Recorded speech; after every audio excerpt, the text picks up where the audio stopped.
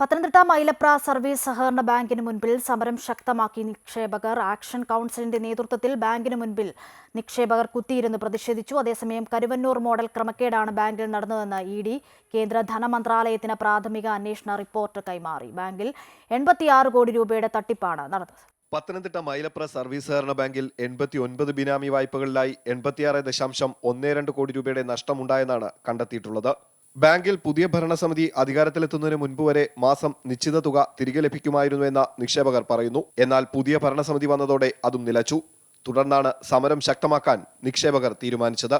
ബാങ്കിലെ ക്രമക്കേടുകൾ ക്രൈംബ്രാഞ്ച് അന്വേഷിച്ച മുൻ സെക്രട്ടറി അടക്കം നേരത്തെ അറസ്റ്റ് ചെയ്തിരുന്നു. ഇപ്പോൾ ബാങ്ക് അഡ്മിനിസ്ട്രേറ്റീവ് ഭരണത്തിലാണ് പ്രവർത്തിക്കുന്നത്.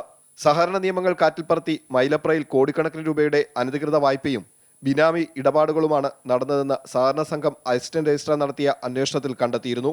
സഹകരണ ബാങ്കിന്റെ പേരിൽ വാണിജ്യ ബാങ്കിൽ ഉണ്ടായിരുന്ന 1 കോടിയിലധികം രൂപ പിൻവലിച്ചതിനും വിനിയോഗിച്ചതിനും രേഖയില്ലെന്ന കണ്ടെത്തലിനെ തുടർന്ന് കഴിഞ്ഞ മാസം ബാങ്കിലെ സെക്രട്ടറി ഷാജി ജോർജിനെ സസ്പെൻഡ് ചെയ്തിരുന്നു. മൈലപ്ര സഹകരണ ബാങ്കിലെ എല്ലാത്തരം അഴിമതികളും കണ്ടുപിടിച്ചിട്ടും അധികാരികൾ ഇതിന് വേണ്ടപ്പെട്ട നടപടിയെടുക്കാതെ വീണ്ടും ഇതിനെ ഈ കഴിഞ്ഞ ദിവസം തന്നെ വീണ്ടും അഴിമതി റിപ്പോർട്ട് ചെയ്തു. 2 കോടി രൂപ കൊണ്ട് ഇതിലെ ഇപ്പോൾ നിലവിലുള്ള ഒരു സെക്രട്ടറി ഈ വിദേശത്തേക്ക് കടന്നുപോയത്.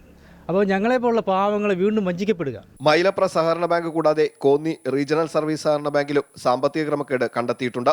ഇവിടങ്ങളിൽ നടന്നത് കരുവന്നൂർ മോഡൽ ക്രമക്കേടുകളാണെന്ന് ഇ.ഡി. പ്രാഥമിക അന്വേഷണ റിപ്പോർട്ട് കേന്ദ്ര ധനമന്ത്രാലയത്തിന് നൽകി.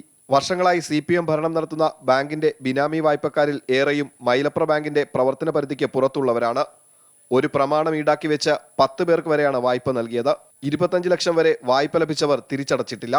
മൈലപ്ര സഹകരണ ബാങ്കിന്റെ അനുബന്ധ സ്ഥാപനമായ മൈ ഫുഡ് റോളർ ഫാക്ടറിയിലേക്ക് ഗോതമ്പ് വാങ്ങിയ ഇനത്തിൽ 3.94 കോടി രൂപയുടെ തിരിമറി നടന്നതായും കണ്ടെത്തിയിട്ടുണ്ട്.